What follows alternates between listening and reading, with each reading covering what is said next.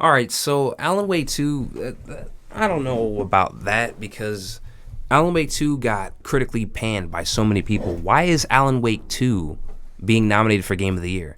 So when you see a lot of what's being nominated, aside from Baldur's Gate 3, that might be the one game, and maybe personally Marvel Spider-Man 2, everything else seems like they just don't have any other game to pick. That's what it looks like. Resident Evil 4 is a remake. Now, I'll admit, I'm not saying that's bad. Like, nah, that's not the worst thing in the world. You got Resident Evil 4 is a great game, but the remake is a remake. It's not an original game. So there might have been other original games you could have picked instead of going with a remake, but I don't know.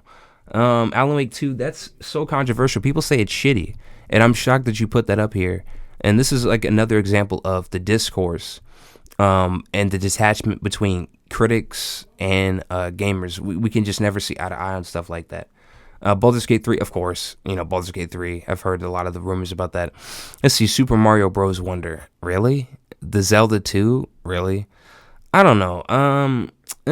I feel like these are just being chosen because there's really nothing else. So honestly, it's just like, the Oscars and how the Oscars are always suckers for the Oscars are just suckers for historical dramas. So that's how the Game of the Year awards are too. They're suckers for cinematic games that are more about the story than it is about the actual gameplay. That's what they're really suckers for. So yeah, they always like pit those above other games. So that's why they cherry pick. So when you see a lot of these games, these are just very cherry picked. Like there's so many games that came out in 2023, and these are the best ones that you could show to be nominees. It's just kind of surprising, really, when you see this. So let's see, best game direction: Alan Wake 2, Baldur's Gate 3, Mario Spider-Man 2. You picked the same ones. All right. Now Alan Wake 2, a lot of people didn't like the direction that took.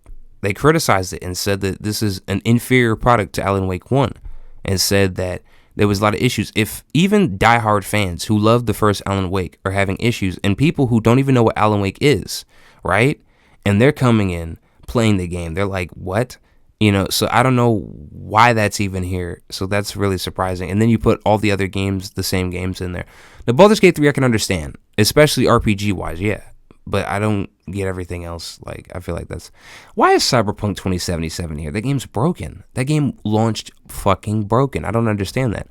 Also, Final Fantasy 16. Okay.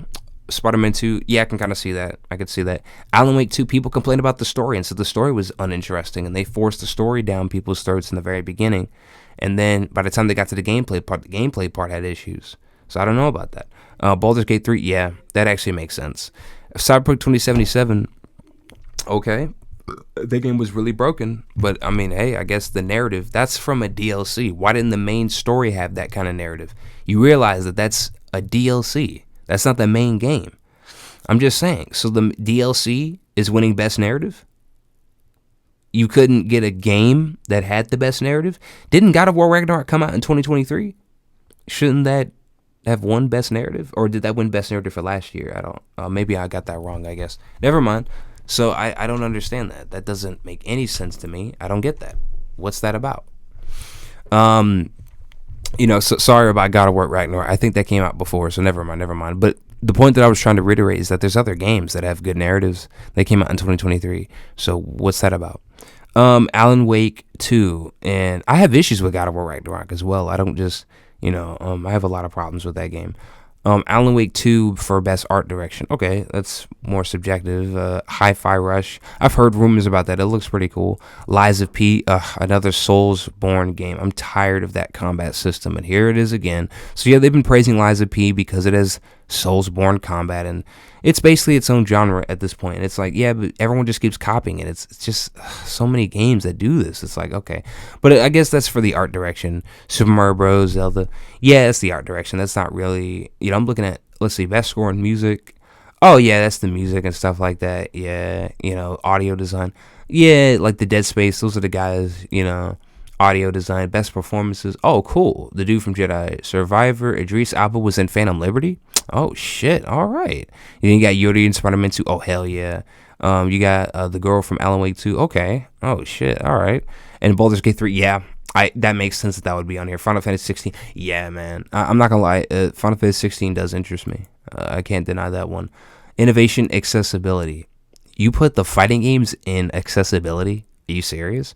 Why don't you put the fighting games in the fighting game category? Why would you put them here in the background? Especially Mortal Kombat 1, the reboot, which looks really good. And then you got Street Fighter 6, which also looks really good. You know, Tekken 8 should be on here somewhere eventually. I know it didn't come out yet, but when it does. Marvel Spider-Man 2, really? Again? Damn, it's taking up all these awards. Okay.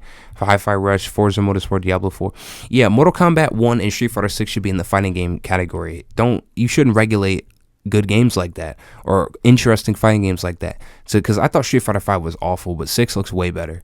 Mortal Kombat 1 looks really good. I cannot deny how good that looks. So, to regulate it to the background like this is just the kind of just why is that there? Like, that's kind of disgraceful. Like, and it's disrespectful to those games. And you honestly, it should be in its own category, fighting game category. It should be better. Let's see, games for impact. I'm not seeing Sea of Stars. I'm not seeing that one game. I've heard of it called Octo, something like that. I've heard of that. That actually looked pretty interesting. I'm not seeing that on here. I'm seeing Goodbye Volcano High, Chance of Sonar, Space for the Unbound. But I'm not seeing Sea of Stars. I'm not seeing that other Octo game that I've heard about. Interesting. So you didn't even pick you didn't even pick from all the indie games. I'm hearing games that I've never even heard of before. How is Sea of Stars not here? That's just crazy. I just can't believe that. It's like, what games were you picking? Let's see, best ongoing game, Cyberpunk. What? Is Cyberpunk making a comeback? Since when? Since what, the Phantom Liberty DLC? Because when I saw the Phantom Liberty DLC, the game still looked broken. It just had a DLC that was actually kind of decent. So I'm not seeing that. I don't understand that. Apex Legends, yeah, I know that they didn't always make the best patches, but they have been keeping up with the game. They've added new maps, new stuff, new weapons, new ammo types. They've been really patching, and new characters. They've been patching up their game a lot. So I'll give them that. And Fortnite, of course, Fortnite's always patching something. They always have some new update. Genshin Impact, since when? I didn't even know that was ongoing. Final Fantasy 16 is ongoing? I thought you just bought that game and paid for it, huh? Well, that's crazy. And then Cyberpunk is here. That game was broken at launch. I am shocked. But people can't get on No Man's Sky if you're going to praise a game like Cyberpunk 2077. What the hell? They got to remain consistent on that one. Best community support? Destiny 2, get the fuck out of here. Fuck Destiny 2. Fuck the new Bungie. Fuck that shit. Oh, No Man's Sky is like, oh, what's up, No Man's Sky? No Man's Sky made a bit of a comeback. It's earned it. It's earned it. That is the exception to the rule. Fuck Destiny 2, that piece of fucking garbage. First off, what makes Destiny 2 suck ass is the fact that Bungie's greedy as fuck. And they took content from consumers that they charge people for. They charge people for money. The content, it's rightfully yours. You bought it, but then they stripped it from the game, so now no one can play it. Fuck off, Bungie. Piece of... The fact that they're even here. The Game of the Year awards is so full of shit. They're so fake and rigged. They would put Destiny 2 on here. That's bullshit. That's how I know that these are rigged. I had a feeling when I first saw that they had these games. I'm like, yo, there's so many games. This is the best you could pick? There's tons of games in 2023. That's it? All right. I mean, this is what you're going with. This is kind of rigged. But if you see Destiny 2, you know that shit is rigged. Get the fuck out of here with that shit. And Cyberpunk 2077, the game is fucking broken. It's still broken. Even after all the... I don't even remember a bunch of community support. I think they only patched it a few times and then they released the DLC. So what's that about? What's that about? Are they not looking into the games they put on here? Cyberpunk had a DLC and a few patches. You realize that, right? They're not constantly updating Cyberpunk the way they did with No Man's Sky. No Man's Sky is the one game where that makes sense, and maybe Baldur's Gate 3. Yeah, that's different. That game has been winning awards left and right. I understand. That's different.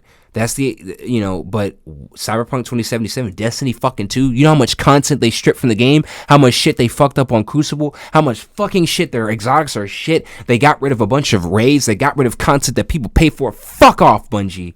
Why the fuck is that even here? What the fuck? That's crazy. Oh, Final Fantasy 16. Oh, I didn't even know that was community supported game. Wow. Okay. Live service. Fuck live service. Sea of Stars. Finally. Yo. Best indie game. Sea of Stars. Okay. That's good. That's actually good. And Dave the Driver, Dredge, Cocoon, Viewfinder. Where's that Octo game? You got to put that on there too. You're missing one. I heard about that. I heard it was pretty good. I've heard a lot of rumors about that. That's interesting. Sea of Stars. Wow. Okay, at least they got Sea of Stars. Not bad. All right. Let's see. Best debut indie game. Oh, so you didn't put Sea of Stars here. You put Dredge, Pizza Tower, Venba. You put Dredge twice. I'm surprised you didn't put Sea of Stars twice. Okay. Well, all right, because it's not debut, I guess.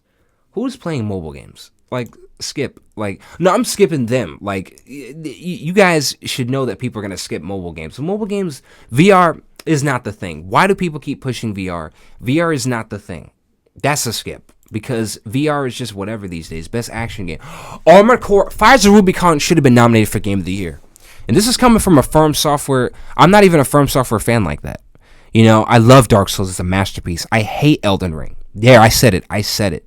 But Armored Core 6 looks fucking excellent. I would love that. That should have been nominated for Game of the Year. You see, this is what I mean. Look at these games. Dead Island 2. Look at that. Dead Island 2. What? Hi-Fi Rush. I've heard rumors about that. People have said it's great. Remnant 2. I've heard tons of rumors. My brother was playing that shit. You know, I've heard tons of people online playing it. So many people online have been praising it. I'm like, what the fuck, man? You know, like, dude, how come you got all these games here? Like Ghost Runner 2, that shit looks cool. That looks like Shadow Warriors. That looks cool. How come you nominating these other games for Game of the Year, but you got great games like this just sitting in the background for like Best Action Game when that should be nominated for Game of the Year? Get the fuck out of here. That's bullshit. That's how you know they just cherry picked those Game of the Year awards because they had no other games. Look at these great games. Dead Island 2.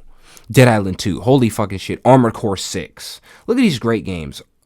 Ghost Runner 2, Hi-Fi Rush, Remnant 2. Come on, man. Get the fuck out of here. They should have been nominated for the Game of the Year. Let's see, Best Action Adventure, Jedi Survivor. Okay, A Legend of Zelda.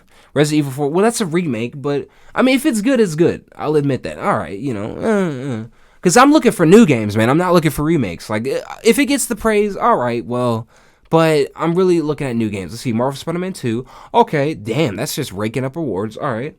Alan Wake 2, people complain about that. Fans hated it. Why are you bringing in Alan Wake 2 when fans hated it? If fans critically panned the game, why are you putting the game up when people did not like it? You got to show the discourse there. There's a huge disconnect there between the gaming industry and critics and the actual fans who are buying and playing the game. Once again, they're very out of touch, because they're putting up games that people are, look at this. This is proof that they're out of touch. Starfield, the best RPG. Get the fuck out of here. Starfield has like no RPG mechanics. Starfield is not an RPG. Starfield is an open world game, like Skyrim was. You know how many times people have critically panned Skyrim and said that Skyrim barely has any barely has any RPG design. They said that the RPG design of Skyrim, in comparison to something like New Vegas, was minuscule. And they said Bethesda has been slacking in streamlining their RPG design over the years. Gee, you don't think that applies to Starfield? You think suddenly Starfield is the exception when Starfield barely has any dialogue choices? I've seen the RPG dialogue mechanics of Starfield. It's very minuscule. Yeah, they have so many lines of dialogue, but they don't utilize it for player choice. They don't have that in a game like Starfield. So what the fuck is that doing here in Best RPG? You see how out of touch they are? They are out of touch. The gaming industry is fucking out of touch, guys. It is. This is proof. Why the fuck is Starfield winning Best RPG? Okay, Baldur's Gate 3, you've earned it. I've heard rumors about that game. That's different. You're just fine where you are. But this shit, what the fuck is Starfield doing here? Why? Lies of P is an action RPG. That's not even an RPG about choice. What's that doing here? Final Fantasy 16, I wouldn't know. Sea of Stars, I wouldn't know. So Starfield, why the fuck is that there? Lies of P, I thought that was an action RPG. Not an RPG, but okay. An action game, mostly. And Starfield, come on. Bethesda's been streamlining their RPG mechanics for years, and that includes Starfield especially. So why is that there? That's bullshit. They're out of touch as hell.